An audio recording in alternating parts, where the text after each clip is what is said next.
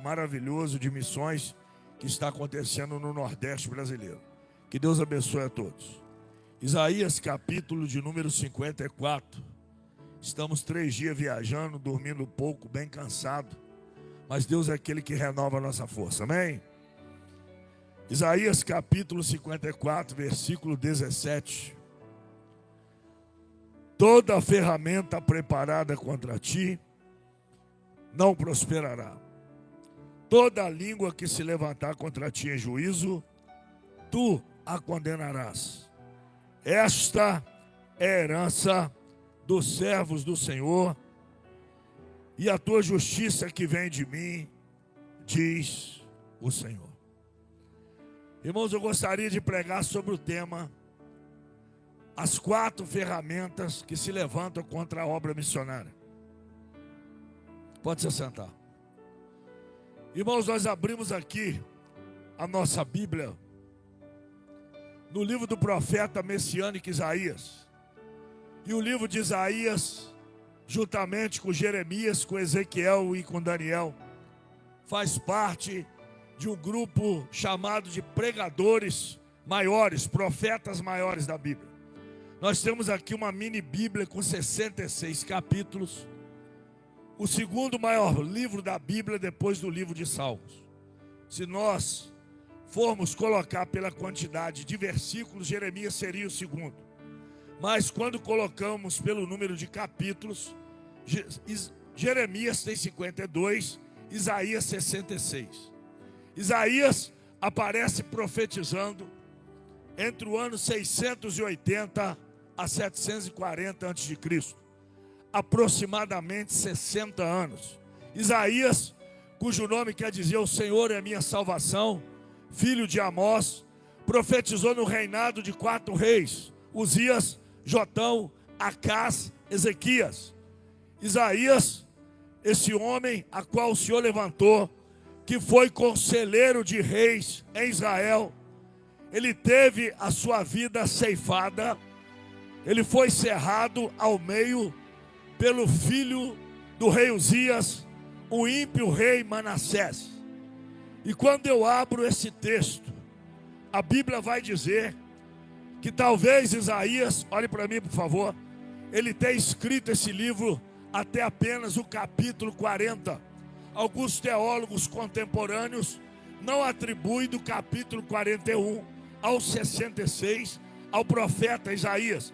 Mas quando nós observamos toda a parte literária e a escrita do livro, nós vamos entender que Isaías escreveu esse livro em toda a sua totalidade. Então, quando eu abri esse texto no livro do referido profeta, de nome Isaías, e li para vós outros esse texto que todos nós aqui conhecemos, se há alguém aqui que não conhece, vai conhecer hoje. É um texto de Deus usando a boca do profeta Isaías e esboçando os oráculos proféticos, dizendo assim para a igreja: toda ferramenta preparada contra ti, ela não prosperará. Toda língua que se levantar contra ti em juízo, tu a condenarás. É uma promessa. Esta é a herança dos servos do Senhor, e a tua justiça que vem de mim, diz o Senhor. Então, quando eu pego esse texto e consigo exaurir esse texto, eu vou exaurir dentro dele 4 ferramentas que o diabo tem usado contra a obra missionária. Ouça isso: usou no passado e tem também usado nos dias atuais e odiernos. Quando eu vou abrir a minha Bíblia no livro do profeta Josué, eu vou observar que Deuteronômio capítulo 34 está dizendo que o servo Moisés, ele é morto. Moisés, ele morre aos 120 anos de idade. Ele vê toda a extensão da terra dos gigazeus, dos ferezeus, dos jebuseus. E por causa da contenda em Massá e Meribá, pastor Tarcísio do Vale, a ordem de Deus para Moisés é: tu vai ver a terra, mas não vai entrar. Tu vai ver a terra, mas não vai pisar nela. E assim Deus faz. Moisés, ele é morto.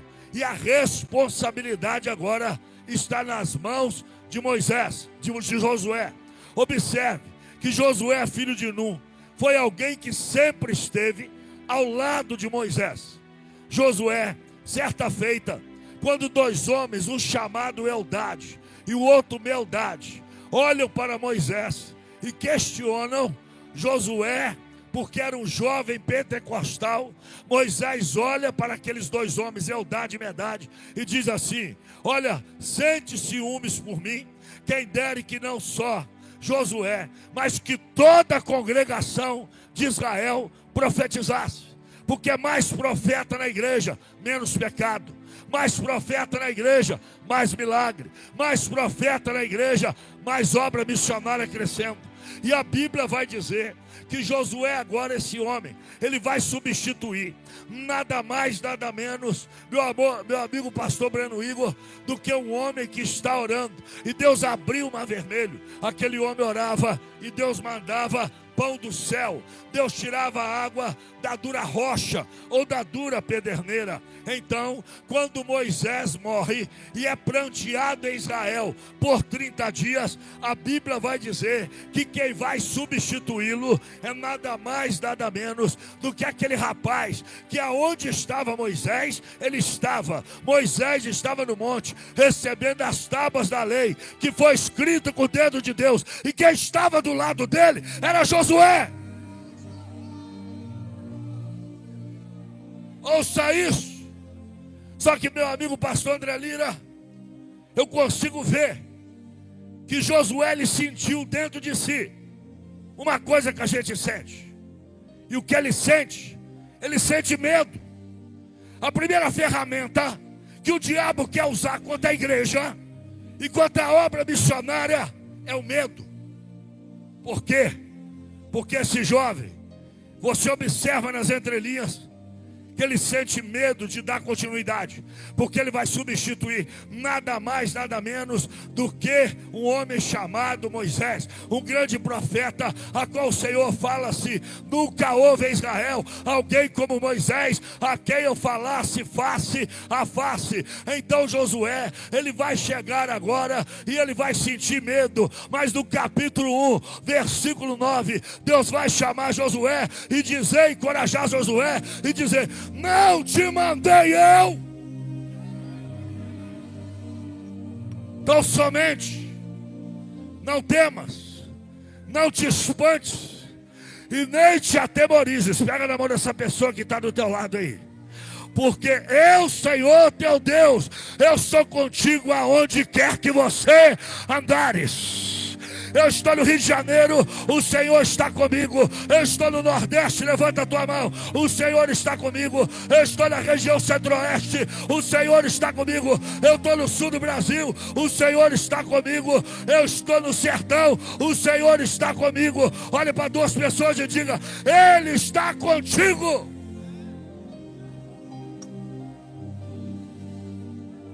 Sabe o que a Bíblia diz? Deus não nos deu espírito de medo, mas de amor, de ousadia e de moderação. E a Bíblia diz mais: o verdadeiro amor, ele lança fora todo medo. Josué teve medo, como você também tem medo. Quem não tem medo nos dias atuais, de viver nesses dias difíceis, como nós estamos vivendo, com a incerteza do amanhã, com as dificuldades, com as inversões de valores, com pessoas a todo momento nos observando, nos provando, dificuldades financeiras, problemas emocionais, problemas relacionados à saúde. É verdade, e a gente sabe que o medo vem, mas Deus está usando aqui a sua boca e dizendo para Josué: pode ir que eu sou contigo, pode ir que eu garanto, pode ir que eu dou vitória, pode ir porque eu sou fiel na tua vida. Eu atravessei pelo menos uns 6 estados para daqui, para dizer para você que o medo vai cair por terra hoje, para dizer para você que eu tenho uma palavra de Deus para você, que assim como Deus foi com Moisés, Ele foi com Josué, e Ele vai ser contigo. Pastores, Deus é contigo. Missionário Luciano Caetano, Deus é contigo. Meu irmão, minha irmã, Deus é contigo. Essa obra é uma obra séria. O Senhor está aqui. Peraí, como que o Senhor me afirma que Deus está aqui? A minha Bíblia diz que aonde há dois ou mais reunidos, ali Ele está presente. A minha Bíblia diz que Ele não despede ninguém de mãos vazias. E sabe o que Ele está nos dizendo? Esta noite eu estou aqui, eu estou operando aqui, eu vou agir aqui, eu vou dar vitória à minha igreja. Porque no mesmo livro está escrito no capítulo 43 e no versículo 13: antes que houvesse dia, Ele é, e não há ninguém que poderá fazer escapar das tuas mãos. Operando Deus, Ele está dizendo: eu estou trabalhando, eu estou operando. Isaías 64:4: porque desde a antiguidade não se viu, nem se ouviu e nem se percebeu um Deus além de ti, que trabalhe para aquele que nele espera. Naum capítulo 1, versículo 7: o Senhor é bom, é fortaleza na angústia, e conhece os que confiam nele. O profeta Abacuque, ele vai dizer no capítulo 3, versículo 16 a seguir: ainda que a figueira não floresça, não haja fruto na vide, o produto da oliveira minta, os campos não produzam mantimento, as ovelhas da malhada sendo arrebatadas, e no curral não haja vaca. Todavia eu me alegrarei no Senhor, exultarei no Deus da minha salvação. Mas é o sertão nordestino, mas Deus está trabalhando. Mas é o projeto Batatas, vai dar certo, levanta a tua mão. Mas não tem condição, Deus vai prover. Ele é o Jeová Jireh, Ele é o Deus provedor, Ele é o Deus que opera, Ele é o Deus que trabalha. Ele vai fazer milagre no meio da tua igreja.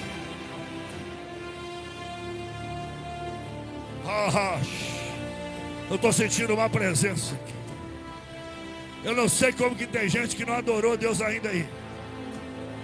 Eu não sei como que tem gente que ainda está parado aí. Eu não sei como que tem gente aí que não se movimentou. Deus está dizendo: eu estou na casa. Deus está dizendo: eu estou nesse projeto. Deus está dizendo: eu estou trabalhando. Deus está dizendo: eu vou suprir. Deus está dizendo: eu vou dar vitória. Deus está dizendo: o inimigo vai cair por terra. A ferramenta chamada medo já caiu por terra.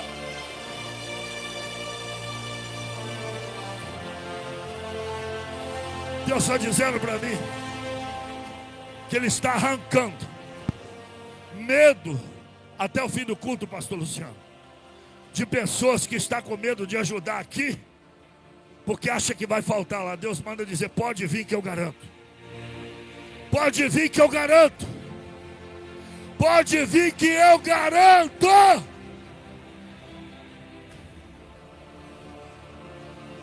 Quando eu vou abrir a minha Bíblia, no livro de Juízes, no capítulo de número 6, meu amigo e irmão pastor André Lira, eu vou descobrir uma segunda ferramenta que aterrorizou o povo de Israel e aterroriza a obra missionária. Deus agora chama um homem chamado Jerubbaal. Gideão está malhando trigo no lagar, guardando a novidade da terra dos midianitas. Pregador que era os midianitas, filhos de Quetura com Abraão, a segunda mulher de Abraão depois da morte de Sara, quando foi sepultada em Macpela, diz a Bíblia. A Bíblia vai dizer que agora o anjo observa Gideão malhando trigo no lagar. Gideão está malhando trigo no lagar. Lagar não era lugar de malhar trigo, mas pela necessidade ele fez aquilo. Então o anjo chega, olha para Gideão e diz assim: varão valoroso. Ah, se esse anjo chegasse aqui hoje. Ah, se esse anjo viesse aqui hoje. Ah, se esse anjo estivesse aqui nessa igreja. Ele está aqui. O Senhor é contigo. Aí Gideão diz assim: eu acho que eu não entendi muito bem. Seja mais claro. Se o Senhor é conosco ou comigo, por que nos sobreveio todo esse mal? Eu estava ouvindo o irmão dizer que há 100 anos aquele lugar estava amaldiçoado. Mas eu creio que já caiu por terra hoje. Se o Senhor é conosco, por que Israel está nessa situação adversa?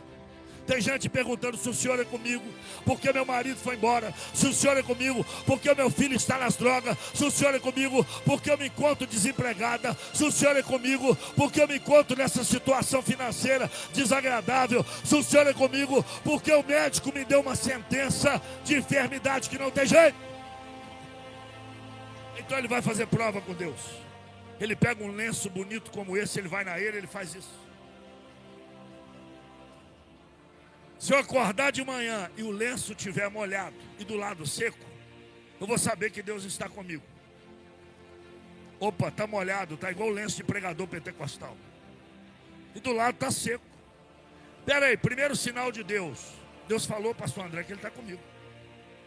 Só que Gideão era um cabra teimoso. Gideão queria ter a certeza daquilo que Deus estava falando, porque Deus estava chamando ele para um negócio sério. Ele pegou o mesmo lenço e ele vai fazer o contrário. Pastor Tarcísio, ele joga o lenço na eira e ele diz, ó, se acordar seco e do lado molhado, igual vai ficar o chão daqui a pouco, eu sei que o Senhor é comigo. Ele observa no dia seguinte que Deus havia feito aquilo que ele havia testado, vamos dizer assim. Então, quando aquele homem tem a certeza, porque a segunda ferramenta que se levanta contra a obra missionária, que se levanta contra missões e que se levanta contra a igreja, se chama dúvida. Vou repetir. A dúvida é o contrário de certeza. A dúvida é o contrário de... É o contrário de... Gideão teve dúvida. Por isso ele questionou a Deus.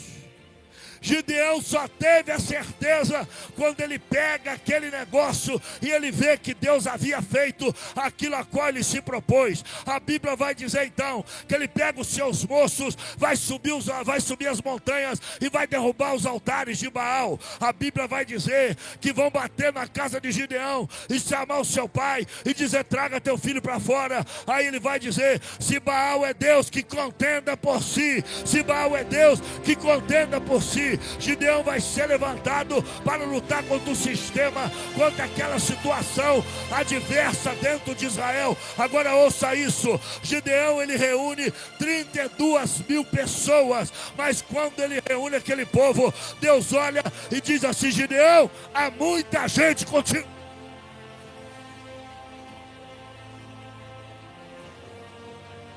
Aí Deus falou, vamos fazer um negócio? Vamos começar uma matemática. Apregoenta o povo assim, ó. Quem é covarde volta. Voltou 22 mil, só ficaram 10 mil. Deus chama Gideão e diz, leva o povo às águas. Aquele que lamber como o cão lambe, tu porás à parte. Porque esse, pastor Luciano, não vai. Mas aquele que se ajoelhar e levar a mão na boca e beber, esse irá contigo a peleja.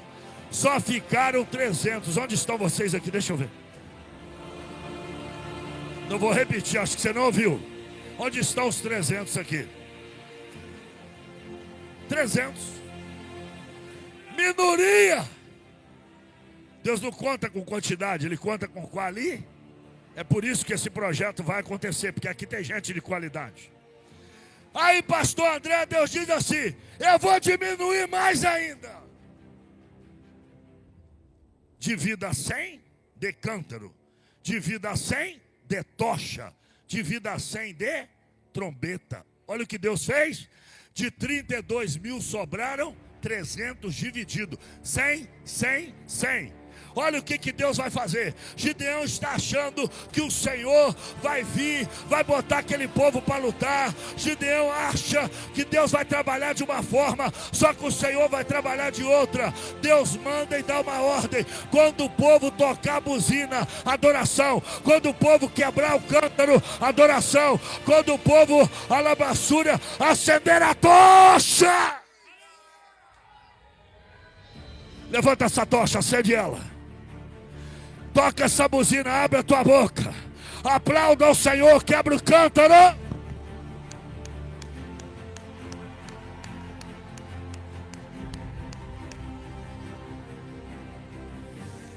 Adoração! A Bíblia vai dizer, escuta isso. Deus vai colocar a espada de um contra o outro. E sabe o que vai acontecer? O povo de Israel vai vencer. Eu tenho uma palavra de Deus para você. A dúvida não prevalece, a certeza da vitória está aqui hoje. Tem uma pessoa aqui que Deus me disse que ela quer ajudar, mas ela está em dúvida se faz ou não, porque ela tem algo a resolver essa semana. Deus está dizendo, eu já fui na frente, já mandei meu anjo, já dei vitória, eu já trabalhei, já operei, pode fazer que eu garanto. Diga comigo assim, a primeira ferramenta. Está muito fraco para quem é pentecostal. Nem eu que viajei 3 dias sem dormir, estou cansado, vou repetir de novo. A primeira ferramenta se chama medo. A segunda ferramenta, pastor Darlan, se chama dúvida. Vamos para a terceira. Quando eu vou abrir a minha Bíblia, no livro de 1 Samuel, capítulo 1. Eu estou correndo aqui para não enfadar muitos irmãos. Eu vou ver a história de um homem chamado Eucana. A Bíblia diz que Eucana tinha 2 esposas, Ana e Penina. Fala para o teu irmão, naquela época podia. Hoje não, né? Mas naquela época podia. A Bíblia diz que Penina dava filhos a Eucana. Porém, Ana era estéril. Então Ana não ficou no WhatsApp, eu vou falar, Jesus, contando derrota. Ana não ficou pedindo um pix para ajudar na maternidade. Ana não estava rolando o dedo de cima para baixo, ela estava rolando de lado, ela estava lendo a Bíblia. Ana foi para o templo, foi buscar a face do Senhor. E quando ela chega no templo, olha bem, minha irmã, meu irmão, ela não vai encontrar moleza, porque ela vai ver na porta do templo os filhos do sacerdote Eli, Ofni e Finéias, comendo daquilo que era sacrificado ao Senhor. E aqueles homens se prostituíam. Primeira coisa que poderia ter impedido Ana, o que ela viu na porta do templo. E quando ela entra no templo e vai mexer os seus lábios e vai orar, ela vê um homem velho que Deus já não falava mais com ele, que a Labassuba chama Eli, que chega, tu embriagou, tu bebeu, tu está cheio de vinho. Ela falou, não, a tua serva não bebeu, não está cheia de vinho, mas eu estou aqui, é triste, me lamentando. Por quê? Porque eu quero ter um filho, eu quero ter um herdeiro, eu preciso voltar para casa com a minha vitória. E sabe qual a terceira dúvida, terceira ferramenta que bate na porta de Ana, que é uma ferramenta que tem batido na porta de muito crente hoje? É uma ferramenta que se levanta contra a obra missionária, que se levanta contra nós, chamada tristeza. Tristeza. A medicina chama ela de depressão, doença do século. Sabe por quê? Porque Jesus certa feita diz assim, lançai sobre mim todas as vossas ansiedades, porque eu tenho cuidado de vós. Mas em contrapartida, sabe o que a gente faz? A gente vai contar para a cabeleireira, para o padeiro, para o vizinho, nem para o pastor conta. Vai contar para o açougueiro, vai contar para a fofoqueira da internet. Eu vou falar, Jesus. Gente que não resolve. E Deus está dizendo, conta para Jesus aonde é a tua dor. Ele é o remédio, confia no Senhor. Não te desanimes com a tua cruz. O que tu precisa. Eu quero ouvir você contar hoje. A tristeza se instalou no coração de Ana. Viu coisas erradas na porta do templo. viu coisas erradas dentro do templo, mas ela entra no templo, ela ora ao Senhor e ela diz, pastor Breno Igor, ela diz: se Deus me der um filho, eu vou devolver ele e ele vai ficar aqui no templo, ele vai ser criado no templo. A tristeza estava ali, como está no coração de muita gente aqui. Quanta gente triste nos dias de hoje. A incerteza do amanhã, a incerteza de que a gente vai ter uma vitória, a dúvida, o medo, a tristeza. Mas os anos se passam, e sabe o que acontece? Deus dá Samuel para aquela mulher. Ela pega o teu filho, leva para a tua casa, desmama Samuel. E aquela que zombava dela teve que dar tapinha nas costas para o neném rodar.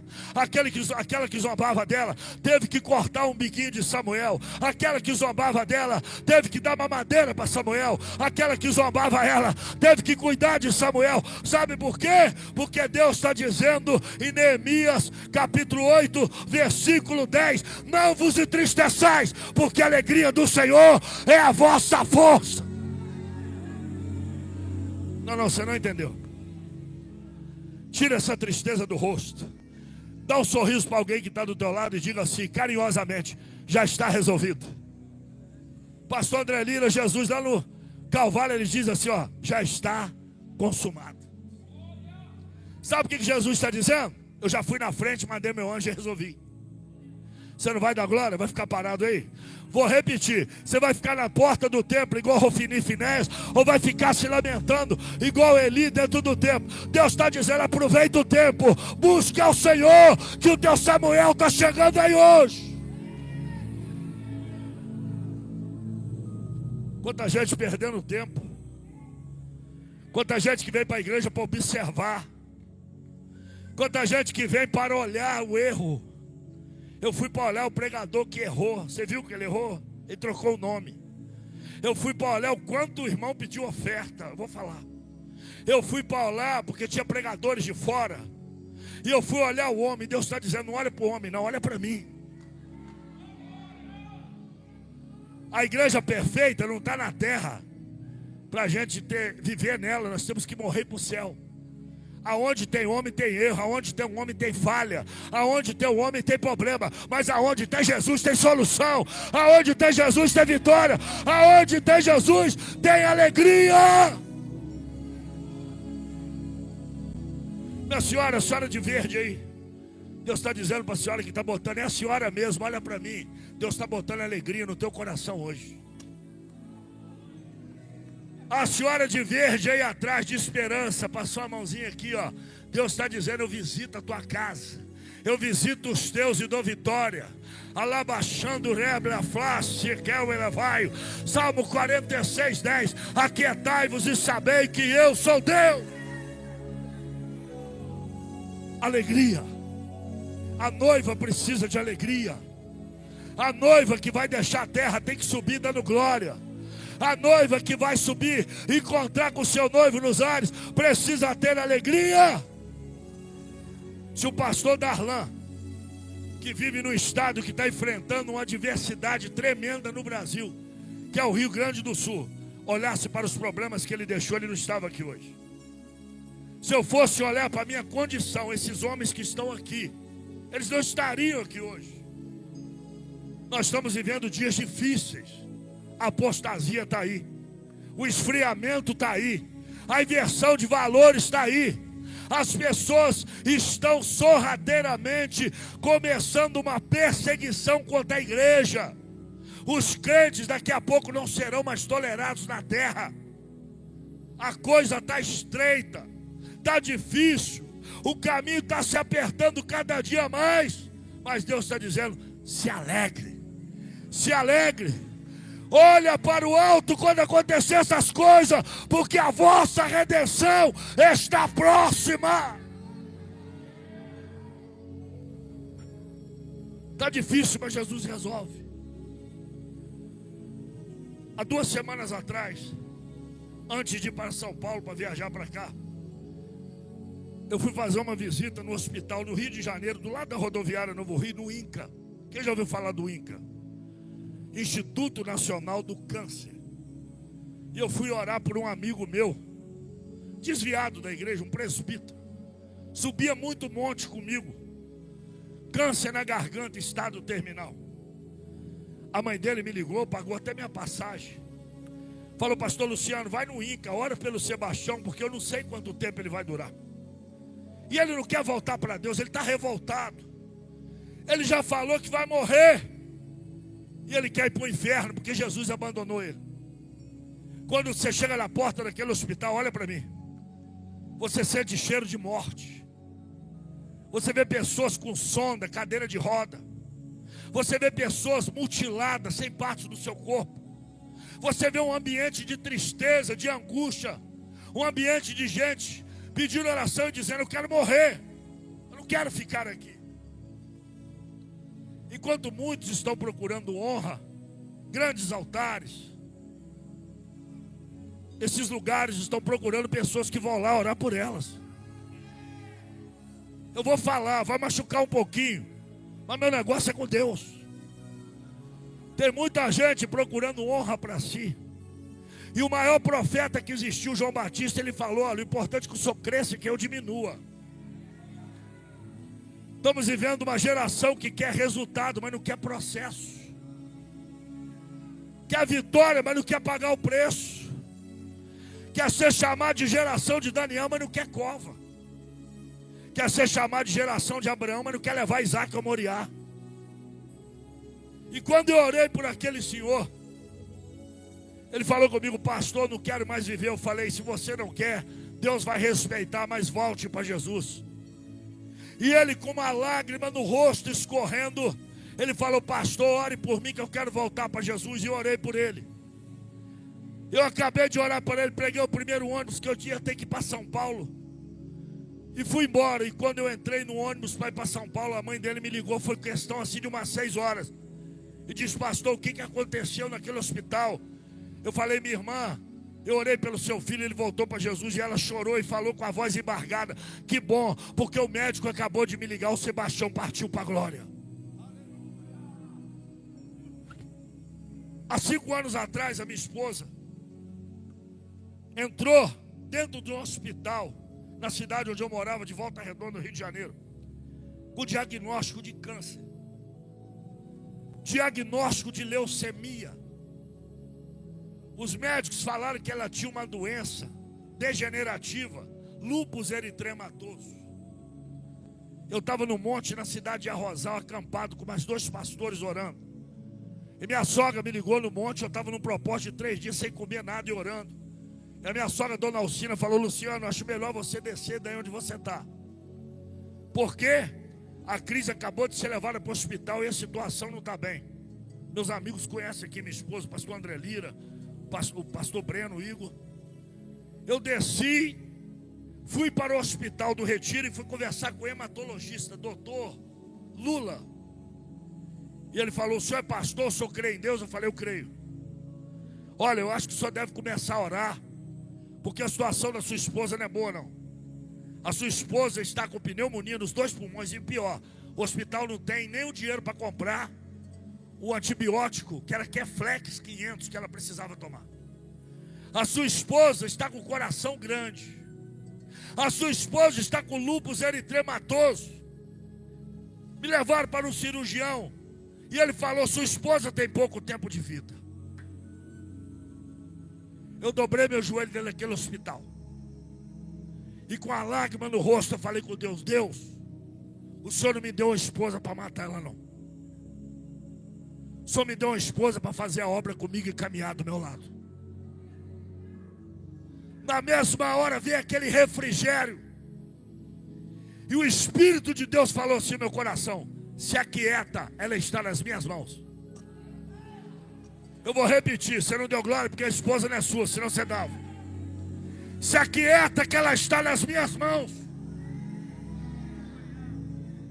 Será que é verdade? Eu ligo para ela depois do culto, você fala com ela. Pegaram ela, levaram ela para a UG e internaram ela.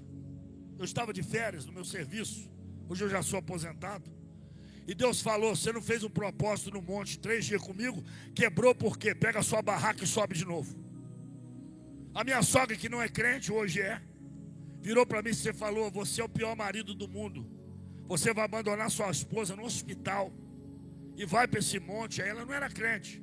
Eu falei, eu acho que eu sou o melhor marido do mundo, porque eu li na Bíblia que enquanto Davi podia fazer alguma coisa pelo teu filho, que estava vivo, ele estava orando, mas quando o menino morreu, ele lavou a cabeça, lavou o rosto, se levantou e ele foi adorar a Deus.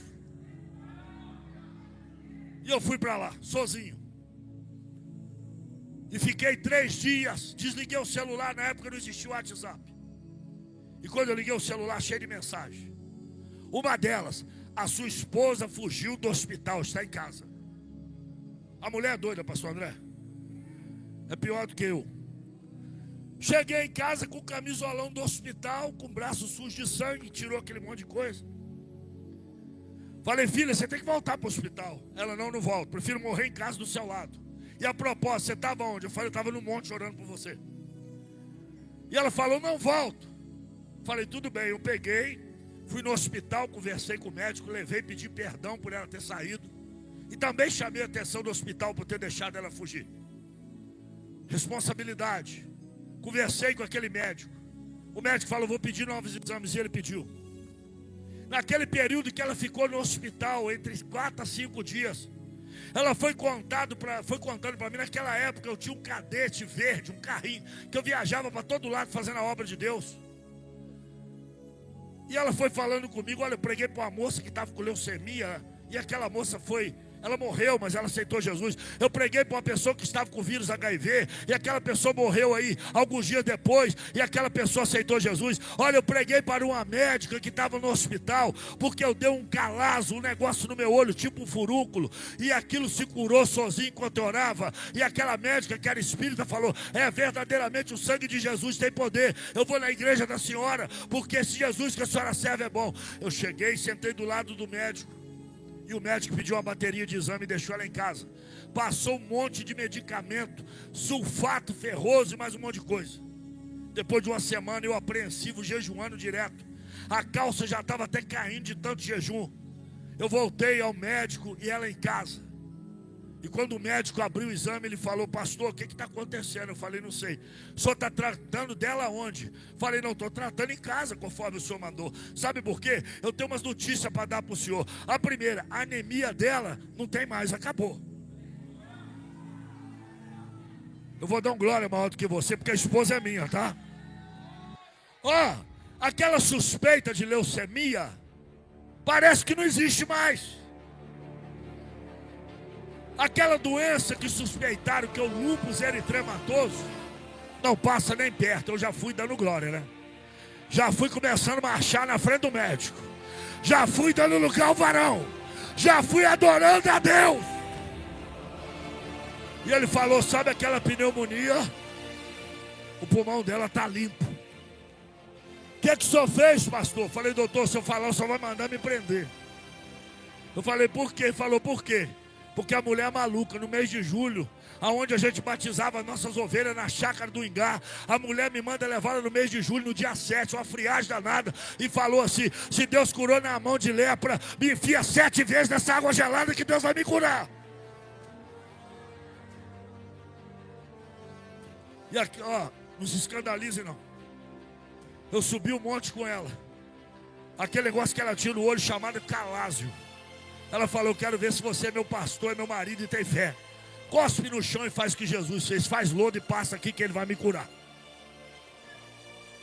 Não acredito? Eu ligo para você, para ela no final do culto. E sabe o que Deus fez?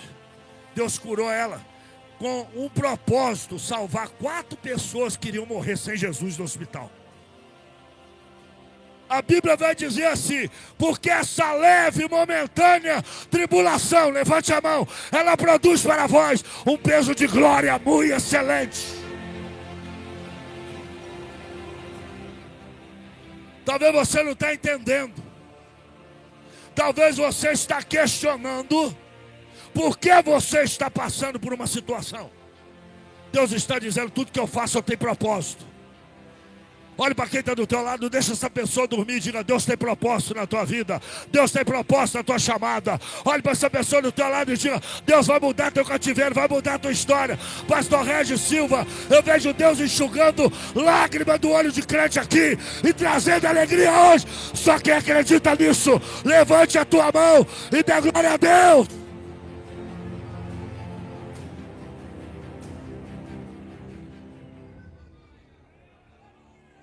Fala para o teu irmão: e o melhor, o nome do Senhor foi glorificado.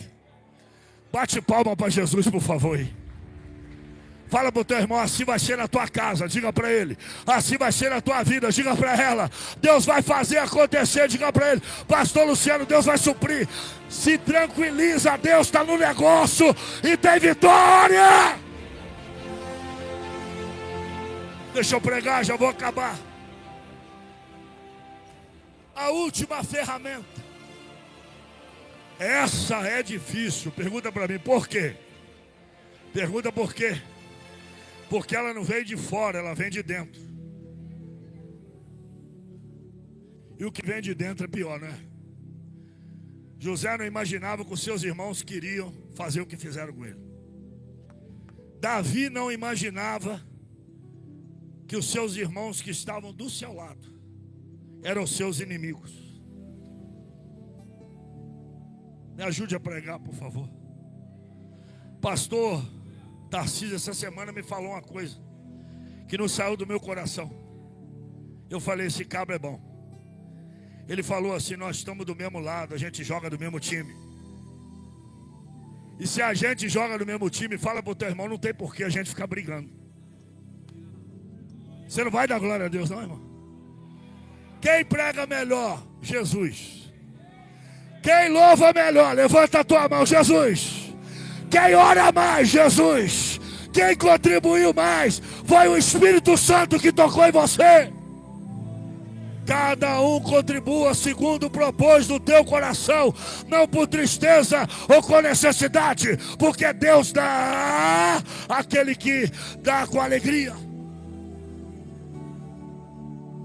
Quando eu vou abrir minha Bíblia no livro de Neemias, eu vejo um jovem de mãos finas, mordomo do rei, copeiro. E esse jovem ouve uma notícia, pastor Regis, que deixa ele triste.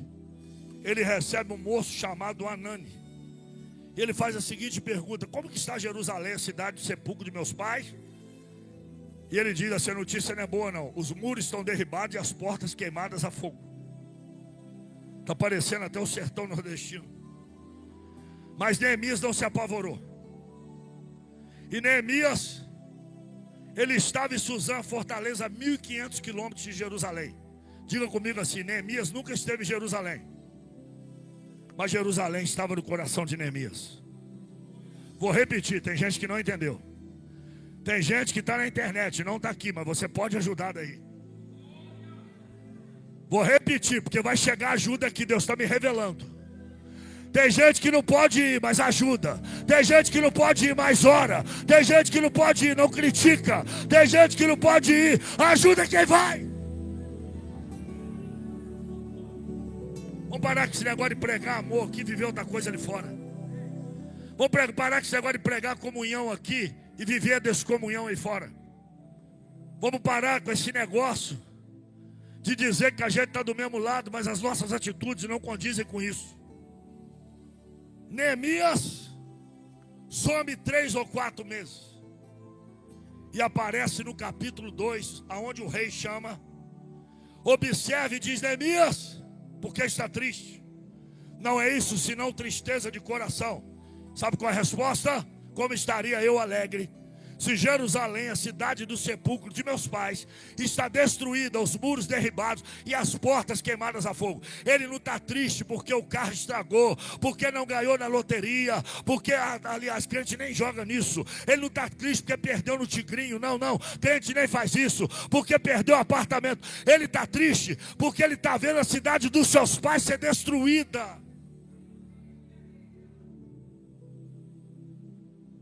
Neemias parte com uma carta na mão, com a ordem de um rei, E quando ele vai edificar a cidade de Jerusalém, que há 90 anos não era edificada, 70 do cativeiro babilônico e 20 que se passaram, totalizando 90, que ninguém fazia nada. Então, quando Neemias, meu amigo pastor André Lira, sobe no muro, o rapaz de mãos finas se propõe e colocar tijolo, trabalhar e fazer a obra e sair do seu conforto, já olha para quem está do teu lado e diga: você vai sair da zona de conforto hoje. Aparece uma raça que só tem no Rio de Janeiro, ainda bem que não chegou aqui. Pastor Regis, tem no Rio Grande do Norte, tem não, né? Sambalá, Tobias, Gesem e os arábios. Dá licença aqui. Eles estão lá embaixo. Ei, o que você está fazendo aí, meu filho? Essa carta aí está vencida, hein? Ei, se uma raposa passar, vai derrubar o muro. Tu tá de mentira, tá enganando todo mundo, hein? Desce daí que a gente te mostra. Sabe o que ele vai dizer? Eu não posso descer, porque eu estou ocupado fazendo uma grande obra. Sabe qual é a ferramenta que vai se levantar contra Neemias? Oposição. Você já viu alguém que faz oposição à obra de Deus? Você já viu alguém que não faz e quer atrapalhar quem faz? Você conhece alguém? Você já viu alguém que não ajuda e quer atrapalhar quem ajuda? Você já viu alguém que diz assim: você não vai, você não consegue, você não prega, você não canta, você não chega lá, você não é capacitado, você não terminou o curso teológico, você não faz isso, não faz aquilo. Eles esquecem que Deus não chama capacitado, Deus capacita escolhido. Deus chama você para uma grande obra. A resposta é: eu estou aqui em cima, tá vendo? Eu não vou descer ao seu nível não, senão eu vou ficar igual você. Continua aí com as suas mazelas. Eu estou aqui fazendo obra. Pega na mão desse crente que está do teu lado e diga: não desça. Pega na mão desse, se é pentecostal vai dar glória. Se não der, é porque está doido para ir embora e está cansado. Fala para ele: não desça. Não desça. Deus está dizendo para alguém: não desista do teu marido, não desça.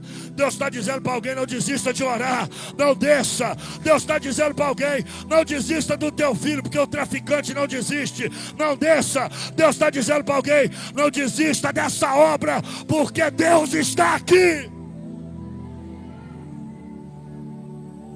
Aliás, nunca deixou de estar. Mas o medo, a dúvida, a tristeza e a oposição fazem com que muitas vezes a obra seja retardada. Fazem com que muitas vezes nós venhamos a desanimar. Certa feita, Jesus estava num barco com os discípulos, já vou acabar. E de repente, no meio daquele mar, começa a soprar um vento. Parece que eu vejo 6 de um lado e 6 do outro, uma divisão, porque o vento que vem do diabo vem para dividir. 6 de um lado dizendo assim: pastor Régio, acorda Jesus, porque o barco vai quebrar. E 6 do outro dizendo assim: não, deixa o mestre dormir, porque ele está cansado. Divisão. Mas quando a coisa apertou e ficou difícil, eles chegaram a uma conclusão. Pergunta para mim qual? Pergunta qual? É melhor acordar Jesus antes que o barco quebre. E a gente só acorda Jesus fazendo barulho, não é verdade? Eu vou deixar você dar uns 3 glórias e acordar ele, porque ele vai vir teu socorro nessa noite. Porque o choro pode durar uma noite, mas a alegria, levanta a tua mão, ela vem pela manhã.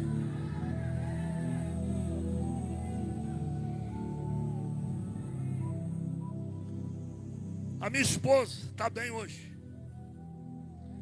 Está fazendo a obra. O diabo queria matar ela para mim não sair para fazer missões.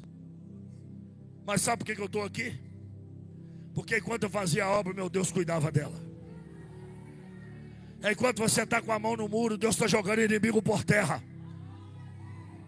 Aos 52 de Elul do mês de setembro, a porta do gado, a porta formosa, a porta das ovelhas foi edificada. Sabe por que homens como Josué, sabe por que homens como Gideão, mulheres como Ana e homens como Neemias venceram? porque creram na promessa missionária. Como Abraão, quando Deus diz: sai da casa de teu pai, terá da tua terra. Foi pregado aqui. E vai para a terra onde eu, teu Deus, te mostrar, porque lá farei de ti uma grande nação. Deus está dizendo para você nessa noite: eu vim de longe para dizer para você, não é tempo de parar. Não é tempo de desanimar. Há muita alma para ser alcançada. Até a volta de Jesus há muita vida que precisa ser salva. E sabe quem Deus vai usar? Deus vai usar a sua vida para isso. Eu vou repetir porque eu acho que tem gente que não ouviu. Deus vai usar a sua vida para isso. Eu vou fazer 2 convites aqui. O primeiro convite eu quero fazer para você que talvez nunca foi crente, ou talvez se encontra afastado do caminho do Senhor, como aquela médica que Deus usou minha esposa para ganhar ela, doutora Ariane, que hoje congrega na Igreja Universal. Pastor, eu quero voltar para Jesus, eu quero ter um encontro com Deus, eu preciso voltar.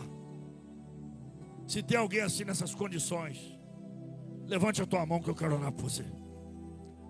Eu quero voltar para Jesus hoje. Se eu for embora dia 17, ganhar uma alma aqui, acho que já valeu a pena. Pastor, eu quero voltar para Jesus hoje. Levanta a tua mão que eu quero orar por você. Já que todos são crentes, glória a Deus por isso, eu quero fazer um segundo convite. Para você que já é crente, conhece a palavra de Deus, mas você ouviu essa palavra.